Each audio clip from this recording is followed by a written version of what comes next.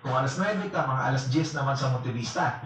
Ana, human, Mongkayo, natas mga alas 11 sa buntag sa Mongkayo.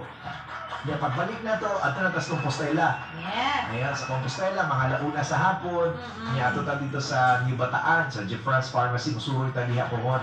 So makita-kita ta sa to ang mga itipaminaw mo sa itong programa sila, mga taga Jeffrance, niya mga taga Montevista sa kaning Happy Bee Pharmacy. Ipaminaw mo na yun. Ay, Love, tama. sex, marriage, and career, mga laki. Makita-kita kita anang adlaw. Ug di mga buta. No? Yes. Oo. O syempre, kanang panahon na, ug magkita-kita na ninyo, ay magkalimot magpa-picture dayon mi sa inyo, ha? Oo, ana. Pagdala mo og cellphone. Oo, Pero kung cellphone. ka na, man akong memory ka na sa imong cellphone ang picture.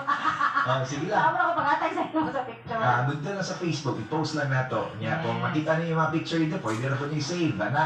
So, amo man i-post sa Facebook. So, karong Sabado na, niya musuroy ni sa Davao de Oro. Niya puhon, musuroy po ni siya tandad.